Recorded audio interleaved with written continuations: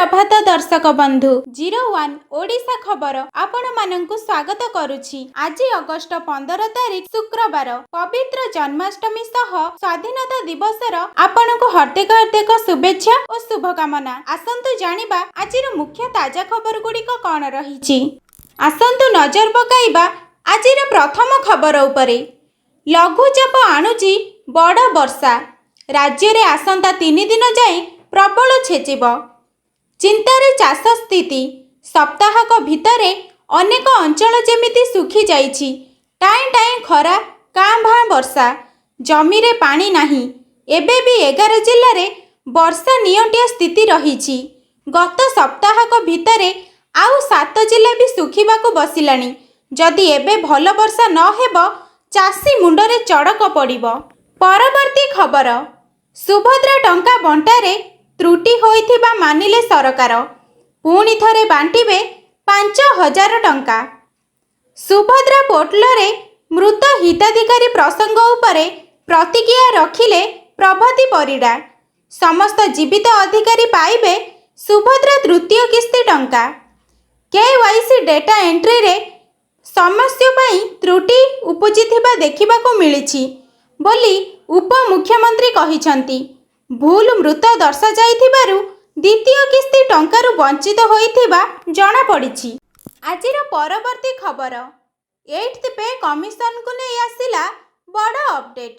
केंद्र सरकारी कर्मचारी को मिलिबो। सारा देश रे लक्ष लक्ष केंद्र सरकारी कर्मचारी एवं पेंशन भोगी दीर्घ दिन धरी 8म वेतन कमिशनर गठन पई अपेक्षा करिसंती, किंतु एही सरकारी विज्ञप्ति ए पर्यंत जारी करा जाई नाही।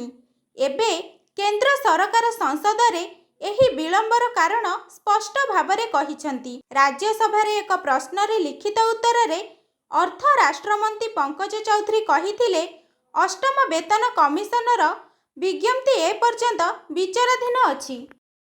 परवर्ती खबर। टाटा पावर पाखरे बंधा पड़ी मोहन सरकार। आज कांग्रेस भवन रे आयोजित एक गुरुत्वपूर्ण सांबादिक सम्मिलन रे सांबादिक मानंकु संबोधन करी पूर्वतन अर्थमंत्री तथा वरिष्ठ कांग्रेस नेता पंचानन कानून को ओडिशा रे विद्युत वितरण दायित्व नैथिबा कंपनी टाटा पावर एवं राज्य बीजेपी सरकारक मध्य रे चलीथिबा मधु चंद्रिका जोगु राज्यर समस्त विद्युत उपभोक्ता नाही नथिबा शोषणर शिकार हेउछंती बोली मत व्यक्त करिसंती। परवर्ती खबर। कटक 42 मौजारे त्रिरंगा शोभा यात्रा रे शामिल हेले मुख्यमंत्री। आज कटक 42 मौजारे आयोजित हर घर तिरंगा बा घरे घरे तिरंगा शोभा यात्रा रे मुख्यमंत्री मोहन चरण माझी शामिल होइथिले। मुख्यमंत्री 42 मौजार ब्रह्मपुर छक ठारू कलापड़ा पर्यंत 10 किलोमीटर रास्ता विशाल शोभायात्रा रे जोग देइथिले। आजिर परवर्ती खबर। ओडिशा रे धिमेई जाइछि पीएम सूर्य घर योजना। सचेतन पाई बंटा जिवो लिफलेट और पैम्पलेट। ओडिशा रे धिमेई जाइछि पीएम सूर्य घर योजना। एही योजनार अग्रगति नै समीक्षा उपरे उपमुख्यमंत्री केभी सिंहदेव को कड़ा निर्देशनामा। 3 लाख टार्गेट दिया जाइथिबा बेले पूरण होइछि मात्र 20,000। तेणु प्रति मासरे अग्रगति नै वितरक कंपनी को सह समीक्षा हेबो। पीएम सूर्य घर योजना को नै बिल कलेक्शन करुथिबा कर्मचारी अवेयरनेस कराइबे। आजिर परवर्ती खबर। इंडी आंदोलनरु फायदा नेबाकू टाकी बसिछि विजद। आसंता 19 तारिख दिन निज अभियोग उपरे प्रामाणिक तथ्य रखिबा पाई बिजु जनता दल को नोटिस जारी करिसंती निर्वाचन कमिशन। ए पर्यंत स्पष्ट होई नाही जे विजद कमिशनक पाखकू जीव कि नाही, किंतु दल भोट अनियमितता को नहीं हाईकोर्ट को जीवा लगी निष्पत्ति घोषणा करिछि। निर्वाचनर वर्षे परे एबे अदालत रे लड़िबो विजद। परवर्ती खबर। गेरुआ रंग पाई 30,000 कोटी। सरकारी कोठाबाड़ी रंग परिवर्तन पाई सरकार अत्यंत जरूरी मंत्री स्तरीय मीटिंग बसाई 30,000 कोटी टंका ଖର୍ଚ୍ଚର ବରାଦ କରିଛନ୍ତି।